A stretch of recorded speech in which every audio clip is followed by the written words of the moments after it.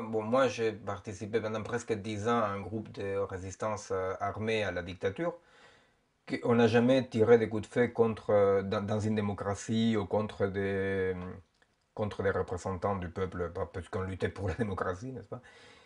Alors, donc c'est pour dire que la question de la violence, c'est une question effectivement dans laquelle j'ai pris des responsabilités, etc. Et par rapport à ça, toujours c'était très clair pour nous, hein, pour mes camarades et pour moi-même, la frontière entre le terrorisme et la lutte armée violente. La frontière pour nous, c'était comme ça et ça reste, passe par le fait de ne jamais utiliser des vies humaines comme message envers l'autre. Tu vois, c'est-à-dire tu mets une bombe, tu assassines 100 personnes, 10 personnes, bon, peu importe, 1000 personnes. Mais à vrai dire, c'est pas parce que ces personnes-là que tu viens d'assassiner, et je parle d'assassinat, n'est-ce pas? C'est pas parce que ces gens-là que tu as assassinés, c'était ton ennemi. Non, tu assassines des gens pour envoyer un message au pouvoir. Ça, pour moi, c'était et reste un acte de puissant, de puissant. Parce que même si le terroriste n'a pas le pouvoir, il agit depuis le Mirador. Et il envoie un message à l'autre Mirador, tu vois. Et en bas, il y a les moutons qu'on massacre. Ça, c'est répugnant. Il faut toujours être contre ça. Si les gens, ceux-là que personne n'a trouvé pour le moment, vraiment, ils ont commis un acte de sabotage matériel en prenant gaffe de ne pas faire du mal à personne, ce n'est pas un acte de terrorisme. C'est un acte, voilà, de dégâts matériels dans une lutte. Tout acte d'engagement militant de résistance comporte une partie de paris. C'est un pari. C'est-à-dire que quand tu fais un acte, et résister, ça signifie être dans cette limite vitale pour une société, entre ce qui est légitime et ce qui est légal. Pourquoi c'est vital pour une société? Parce qu'une société vit, se transforme, reste un organisme vivant, parce qu'à à la frontière de la politique, de la science, de tout quoi, il y a des gens qui sont dans cette frontière-là. Ce qui est légal et ce qui est légitime, ça va, ça vient, n'est-ce pas? Bon.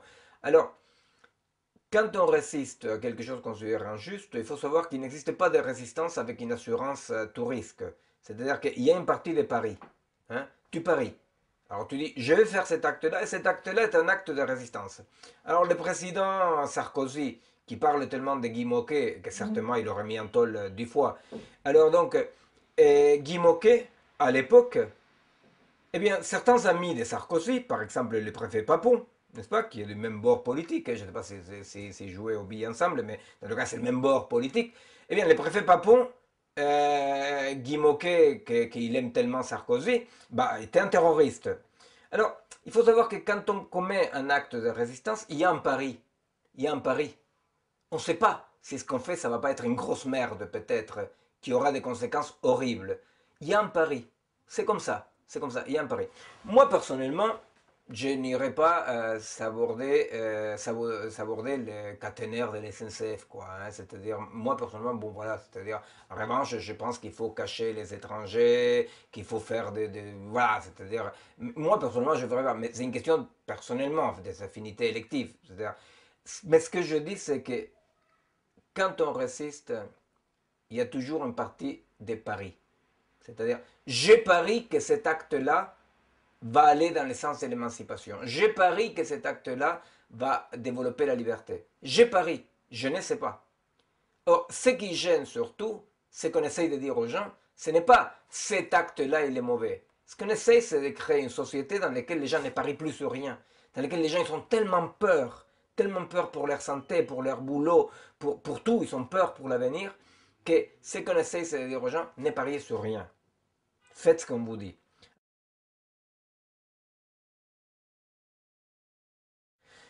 Dans la distribution du pouvoir aujourd'hui dans notre société, à niveau presque mondial, le terrorisme est fondamental pour le pouvoir. C'est-à-dire que notre système de pouvoir actuel, notre structure de pouvoir actuelle ne peut pas vivre sans le terrorisme. On voit bien qu'à niveau international, ils ont essayé de construire quelque chose qui est absolument délirant, un monde arabe. Alors, il suffit quand même de connaître un tout petit peu le monde arabe pour savoir que les mondes arabes sont des mondes arabes, en plus un conflit énorme entre eux, bon. Ça, ils essayent. Mais en revanche, ce dont ils ne peuvent pas s'en passer, c'est du terroriste. C'est-à-dire que la figure du terroriste, c'est la figure du terroriste, c'est la figure du pédophile. Hein, c'est-à-dire qu'il y a la construction del tout autre, le tout autre.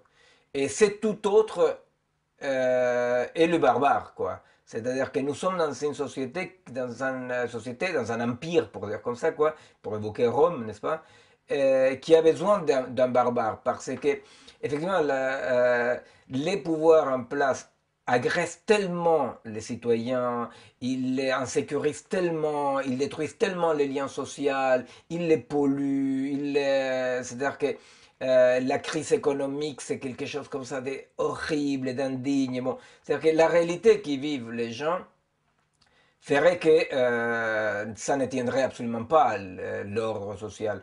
Alors, je pense que vraiment la construction du terroriste et la construction du barbare est fondamentale pour les structures de pouvoir. Surtout, là je ne parle pas tellement de chez nous en Amérique latine parce que ça va un peu mieux de ce côté-là, mais en Europe et aux États-Unis, c'est fondamental d'avoir la figure des terroristes. Je ne vois pas comment ça pourrait tenir, vraiment, comment ça pourrait tenir cette discipline forcée, cette violence contre les citoyens sans la figure comme ça mythique construite comme ça de toutes pièces du terroriste.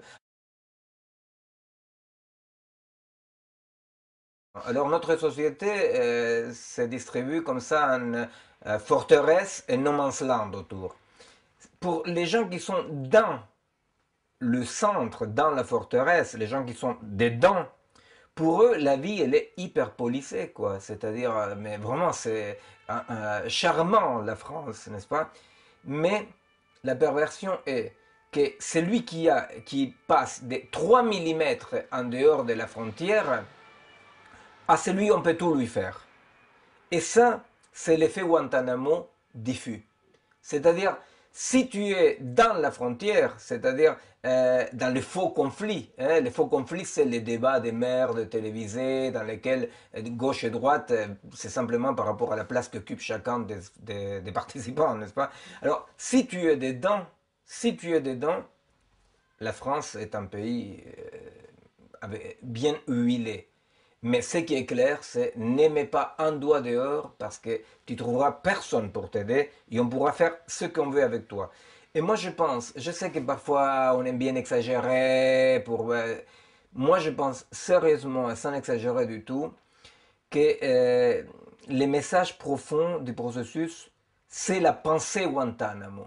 C'est-à-dire c'est la pensée, il y a du tout autre et au tout autre on peut tout lui faire. Vous savez, c'est la question de... On peut appliquer la barbarie aux barbares. Hein? On peut appliquer la barbarie aux barbares. Et ça, c'est très très dangereux. Très très dangereux. Voilà. Alors pour moi, ce qui a fait le gouvernement, bien entendu que c'est une couillonnade. Mais il faut quand même pas rester à la couillonnade. Il faut voir que ça correspond très profondément à la guantanamisation de la vie. Hein, c'est-à-dire, il y a des gens pour lesquels il n'y a pas de loi. Or, la vérité, c'est que dans ces pays, des lieux de non-droit, il n'y a pas cherché les 10 babacool. Je ne vais pas vexer les copains, hein, je ne les connais pas, c'est une façon de dire. Mais il n'y a pas que ces 10 jeunes-là ou 12 jeunes-là. C'est-à-dire, les lieux de non-droit, ce sont les banlieues, les lieux dans lesquels les sans-papiers qui ont veut chasser travaillent dans des conditions d'esclaves. Ces sans-papiers, on ne les trouve pas là pour les expulser. Hein. Ça, ceux qui travaillent comme esclaves, n'est-ce pas? Alors, euh, c'est l'ordre politique national et international marche vers forteresse et no man's land. Et on cherche on cherche la complicité des gens. On les dit, tu sais bien qu'il n'y en aura pas pour tout le monde. Tu sais bien que demain on va manquer de l'eau, on va manquer de la bouffe non contaminée, on va manquer de l'air.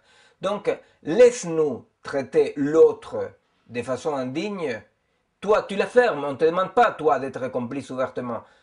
Mais garde ton niveau de vie.